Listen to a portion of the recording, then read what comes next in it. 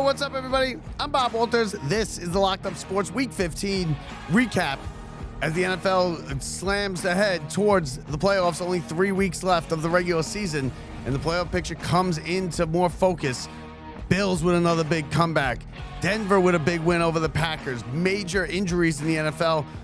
Patrick Mahomes, Micah Parsons out. ACL injuries, things that will affect the rest of this year into the playoffs and even the first month or maybe even more next year with these injuries. And listen, welcome to the show, everybody. I'm Bob Walters. Don't forget to hit the subscribe button here on YouTube, or if you're listening on the podcast end, don't forget to subscribe so you never miss an episode or a video that we put out here at Locked Up Sports. Let's get started. Week 15 in the books. Last night, it finished up with a Miami loss to Pittsburgh. Aaron Rodgers looks good. It looks like he's kind of hitting his stride here in the end of the season, which is perfect for the Steelers, as they might not even need that second game against the Ravens, but we'll get to that. A big win last night for Pittsburgh. Miami eliminated from playoff contention with that loss last night as they lose in Pittsburgh. Still can't win in under 40-degree weather. I mean, and Pittsburgh doesn't lose on Monday night at home either. Ask me why I bet the Dolphins. I can't give you an answer. But other teams eliminated this weekend. The Chiefs. The Chiefs, for the first time in 9 years, will not be playing in the postseason. It will be a Patrick Mahomes-less Christmas, postseason and Christmas, as he tears his ACL. They were driving down the field, trying to force overtime, get it into field goal range. They were about 15. They had the ball on the plus side of the 50-yard line. Mahomes was driving them. You figure he would have got the 15 yards he needed to get them into field goal range. And then with about a minute 20 to go, he blows out the ACL, and that's it for the Chiefs as their season comes crashing down here the last couple weeks. Other teams eliminated. The Vikings were eliminated this week. The Falcons were eliminated. And as it comes into a clear playoff picture, there's still a lot of sorting out to do within the teams that make it. But in the AFC, if you look, I mean, the AFC, you got really Indianapolis with only a 15% chance after their loss, and we'll talk about it because Phillip Rivers was good, and you wanted him to win that game so bad, but he just couldn't. And then you got the Ravens with a 40% because they still play the Steelers, and they still have hope in Baltimore with Lamar Jackson as they went in and blew out Joe Burrow and the Bengals in Cincinnati, a 24-0. Just a complete disaster for the Bengals. We'll also get to that. And then in the NFC, you have a couple teams that are still alive, but not really, right? You got the Lions are still alive, but they had a pretty big loss. You have the Panthers, who are still alive, but missed a golden opportunity as the Saints have just thrown a wrench into that division and screwed the whole thing up the last 2 weeks, beating both the Bucs and the Panthers on consecutive weeks. And you got the Cowboys, who are just hanging on by a thread with a 1% chance. Their only hope is that the Eagles lose out and they win all three, and then they need to win the NFC East, which, listen, I mean, I guess it's possible. Anything's possible. But as far as the top seeds go, the Rams in the NFC clinched a berth. They are 11-3. The Bears went all the way from the 7 seed up to the 2 seed. As remember, they were the 1 seed 2 weeks ago. Then they dropped. And now they're back up at the 2 seed with a 10-4 record. The Eagles, 9-5. Like I said, they're 1 win or 1 Cowboys loss away from winning the NFC East. And then you got the Bucs at 7-7. You got the Panthers at 7-7. And that thing's going to come down to that NFC South is going to come down to a final week showdown in Tampa between the Bucs and the Panthers. And you know, it's going to be a playoff game. That's what that game's going to be. It's going to be a playoff game. And then you got the Niners at 10-4 in the 6th seed, and Green Bay, because of their loss, they move down to the 7 seed because the Bears win and they take over first place in the NFC North. So a lot to be decided. A lot has been decided, but still a lot to be decided as far as maneuvering goes, and a couple divisions still up for grabs in the NFC and in the AFC. So as far as the games go, listen, the Bills are going to be my number one topic here to start, because the Bills, 35-31 winners. They have another massive comeback in the second half. They were down 21-0. They were getting run out of the building in Foxborough. It was a party scene. the Patriots were going to roll right through and win the division. They were going to clinch it at home. And Josh Allen, and he said, not today. And he came all the way back. The division was won in the first half. And then by about an hour and a half later, in the late second half, the Bills had come back and taken control of the game. And it was a back and forth fourth quarter with great runs by the Patriots, with great drives and plays by Josh Allen. And now, after the game, it's now, the AFC East is back up for grabs. And I think the Bills have to win the AFC. I don't think they could go. I don't know if they could go on the road and win 3 games, because they keep playing with fire in these games. They fall behind. They rely on Josh Allen to put them on his back and win these games single-handedly, and he can do it. If anybody can do it, Josh Allen can do it. And he might be headed towards another MVP. I don't think he'll get it, but he is having an MVP-type season, and he does it again on Sunday. He takes them all the way back, basically by himself, and he wins the game, and he extends the division into week 16 at least, where the Pats are going to play at the Ravens. And then next week the following week they play at the Jets, and they finish up at home against Miami. The Bills are at Cleveland, home to Philadelphia, and then home to the Jets to finish the season. So listen, probably an easier schedule for the Bills. The Patriots are, now that they took a hit with the number 1 overall seed, I'll tell you that much, because they're now a game behind Denver, but they need to beat Denver. They can't finish tied because they don't hold any of the tiebreakers. So Denver's in a real good spot as they win their game. But as far as the Bills go, I think they're the most talented team in the AFC, especially with Josh Allen and the way he's playing. But I don't know if that defense is going to be able to hold up through 3 road games. So I think it's imperative that the Bills finish strong and win this division somehow, some way. Now, the other games you had the injuries, right? We had the injuries. We had Mahomes, ACL. Micah Parsons, Sunday night, ACL. Both out, and they'll probably miss some time next year. So that's going to change the scope of the NFL and what's going on with the powerhouse teams, especially with the Chiefs, who I told you when they when they lost the 2 weeks ago, that the Chiefs that we know as a sure thing into the playoffs, every year, and then just dominating team, that team is done. And now we'll see how this affects Mahomes long term, as he's generally historically a fast healer.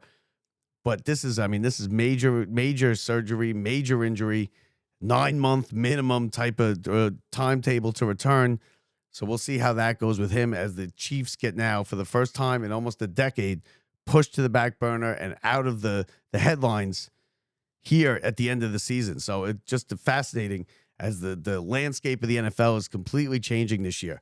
The Rams continue to play just excellent football. They score a ton of points. Their defense lets up a lot of points as well. They don't have a great defense, but their defense is just good enough where the offense can outscore the deficiencies that they have on defense, and they did it again. They beat the Lions 41-34. Just another huge day from Stafford, who's probably, I said Josh Allen may be MVP. Stafford's going to probably win it, as he, think about it. Before the season, they were talking about Stafford, this being his last year. He's not coming back. He might want to retire. And he's very likely going to walk away with his second NFL MVP. So the Lions take a huge hit in their playoff hopes now. They still have a 40% chance. Okay? They could still win that division, the NFC South. They could still win the NFC North. They could still win the division, but it's not going to be easy. They're going to need two wins. They're going to need the Bears to lose. They're going to need the Packers to lose. Lions are in trouble as far as the playoffs go. If it were to start right now, the Lions would not be in. They're on the bubble, but they do have the better chance. And like we said, the Panthers 7-7, and then the Cowboys are the only ones still left standing in the NFC. But the Saints and the Panthers, the Saints were trailing this whole game. They came back, just again a gutsy effort by the Saints, as they have just thrown a wrench and completely disturbed and thrown a wrench right into this divisional race. because they beat the Bucks and the Saints and the Panthers in consecutive weeks. And it's kind of like nobody wants it. It's going to come down to that last week, Bucks and Panthers. Bucks will have the home field in that one, and it's going to be a wild finish for a bad division. Someone's going to get a home game, and someone's going to get a home game, probably 8 or 9 wins. And, sometimes that just happens, and the division is bad, and a team goes in there and they win a playoff game, and you never know. It's very important to have playoff games at home in the playoff games at home. It's just a huge difference. And I think the biggest recipient of that will be the Bills, if they could somehow catch the Patriots and win the East. But we'll see how that goes. Ravens go into Baltimore. Obviously, the big story there was, the Ravens needed to win to keep the playoff, to stay keep pace with Pittsburgh after last week's loss.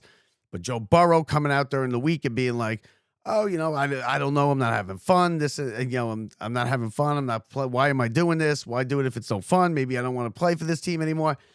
And I thought maybe he'd rebound after all that and all the talk and all the criticism he got and play a good game. Man, I couldn't have been more wrong, because he came out there and he was just terrible. And the Bengals were terrible. The defense is terrible. It's been terrible the whole way. The offensive line is terrible. Burrow gets killed. He didn't play well at all. And the Ravens just went into Cincinnati and ran over the Bengals 24-0 in that one. And listen, what can you say? I mean, Burrow he's gotten a raw deal there. He's one of the better quarterbacks of this generation. And he just takes a beating week after week after week. And the Bengals have never improved their offensive line. Their defense is terrible. They got big wide receivers and they got a great quarterback, but the offensive line kills them. And they get their quarterback killed almost every week. And that's why he gets hurt all the time. And that's probably why he's not having fun.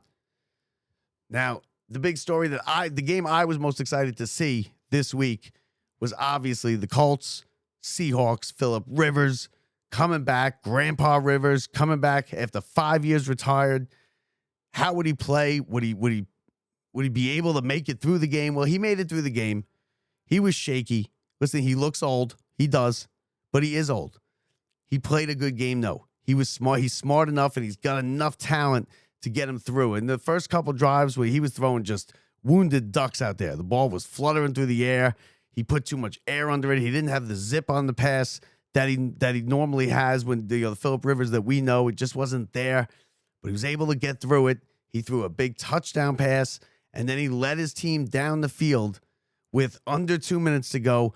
Converted a huge third down on a good throw on the sideline, got them in field goal range. They made the field goal, and you're thinking, all right, Phillip Rivers, he did it. He got them down the field. He got them the lead. They have to win this game. Maybe he's gonna win this thing, and he just left too much time on the clock. Bam, bam, bam. A couple plays by Seattle, and they kick a long field goal at the buzzer to win it and beat the Colts, who are really on life support as far as the playoffs go. Rivers will start next week. But listen, Rivers played well. All right? I mean, for a 44-year-old guy who hasn't played in 5 years, who had about 4 days' notice to get ready and get on the field in an NFL game, I give him a lot of credit because he did play well, and he led his team down there, and the defense played well. They kept Seattle out of the end zone all day. But, the kid hit 6 field goals, and they win without scoring a touchdown, and the Colts just continue to free fall.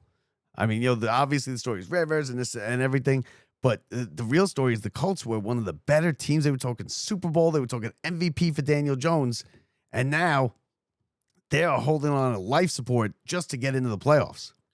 But Rivers, and I think he'll probably be better this week. He gets an extra day. He plays Monday night this week coming up, so he gets an extra day to prepare, get his body in better shape. He was 18 of 27, 120 yards, a touchdown, a pick. Listen, he did his job. He got his team down there. He got him into the end zone a couple times. He threw a touchdown pass. He got him down into field goal range when it counted. They made the field goal, the defense. They just left a little too much time on the clock. What else we got? We got locally, Jets and Giants. The Jets... Listen, the Jets fired Steve Wilks, the defensive coordinator, after the game. They gave up 48 points. The defense can't stop anybody. They get run over. These teams just run and run and run against the Jets. You had just a big game from Jacksonville, who just was outclassed. Jets never stood a chance. They have the third string quarterback in there. Not good. But after the game, they needed a fall guy. So they fired the coach. They fired the defensive coordinator. People have been calling for his head. Listen, it doesn't make a difference, right? It's going to be the same personnel out there. They're getting blown out in these games. The Jets could have a say because the Jets play the Bills and the Jets play the Patriots in these last couple weeks. They could have a say with the division. And it'd be nice to see the Jets come out there one of these weeks in a big game against a better team with a playoff or a division championship on the line for the other team and have them put up a good performance and not just get run out of the building in the first half and the game be over where you don't even need to check in on it, from 2:30 to the end. As far as the Giants go, Giants again a loss. Listen, Jackson Dart not good, not a good first half. He hasn't been good since he's come back from the concussions. That's why I said don't rush him back. Like these games are meaningless. Okay, the GM's going to be gone. There's no way Shane stays now. I don't think. I can't imagine. Dart was not good in the first half. The Giants dug themselves a hole against Washington. And the bright spot for the Giants was that Abdul Carter showed up, right? He was noticeable. He had some big plays. He had a big strip and a fumble recovery late in the game that kind of kept the Giants in it where they had a chance to go down the field. Dart ended up throwing a pick, but I'm not sure. I'm not concerned about Jackson Dart. I would say he's probably, at this point getting tired. When you're a rookie like this and you've never played this much football. You never played into December when you're in high school or when you're in college, you don't play into, so he's probably tiring a bit, which is why I probably would have pulled the plug on the season, maybe, throw him in there one more game. But since he came back from having the concussions, he hasn't been good. And the Giants are losing these games like they were down big to the Patriots a couple weeks ago on that Monday night on the Monday night, and then they're down big to the Commanders this week, and it's a home game, and there's nobody there. I mean, these tickets, the Giants tickets, people were selling their tickets after fees on StubHub for $7. The New York Giants, $7 to go to the Giants game. Now listen, you had to be crazy if you somebody that wanted to go to the Giants game. Because it was, 10 degrees out. It was snowing. It snowed all night. There was snow. It was wet. It was cold. It's two teams that stink. And, Washington came out and they just beat on the Giants defense and they turned the ball over. Jackson Dart was not good. The running game was not there. And they made a push at the end. But again, fell short. Not that it matters because they are right in the driver's seat for a top 3 pick. But there are people questioning whether Jackson Dart, you should be worried. Should the Giants go after a quarterback if they have the first pick? Listen, I'd say calm down. I think Jackson Dart is going to be okay.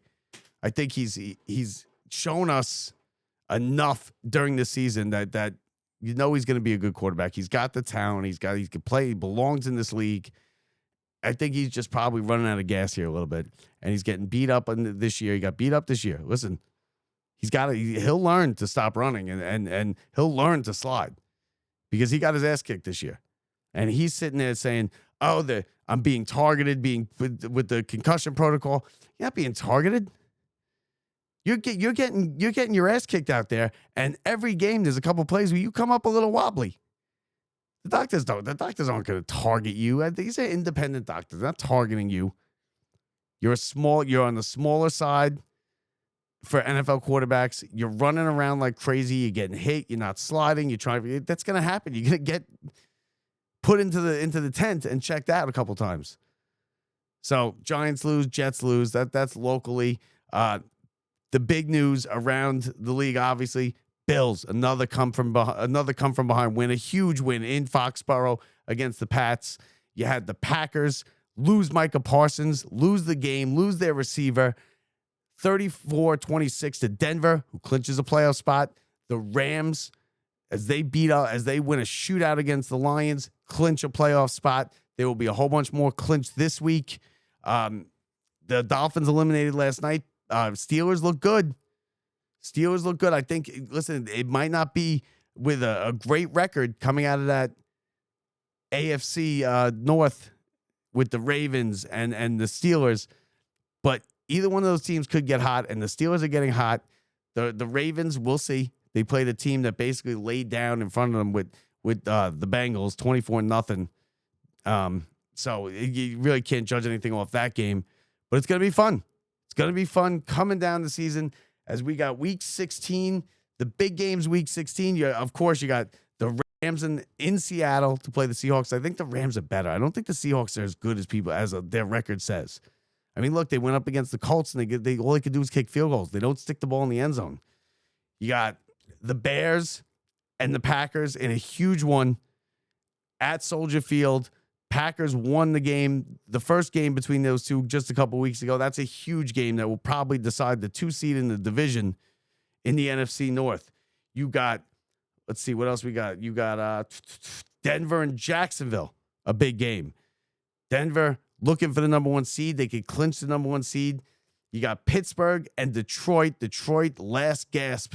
They need to win this game. They're at home. It's going to be a tough game for Pittsburgh. It'll be interesting, though, because Aaron Rodgers is playing so well. And we'll have more on these games later in the week. And then you got the Patriots and the Ravens is your Sunday night game. And then on Monday night, you got the Niners and the Colts. Niners played well. Another good win for them this week. They are 10-4. Colts and Phillip Rivers, not going to be easy. But we'll see if they can extend their season one more week and give Phillip Rivers a shot at making these playoffs. And listen, I'm rooting for him. I'm rooting for Rivers. I'm rooting for him hard. I'm rooting for the Colts. I'd love to see the story take it into the playoffs with Phillip Rivers and see, throw some caution in the wind and see what could happen. But that does it for us. Don't forget, rate, review, and subscribe. Every little bit helps.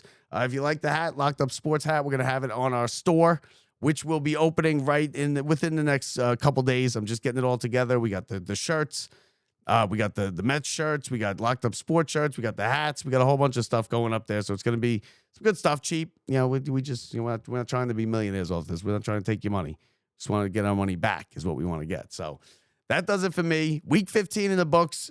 3 to go in the NFL. From the Brian Gunzel Studios. Thanks for watching, everybody. I'm Bob Walters. See ya.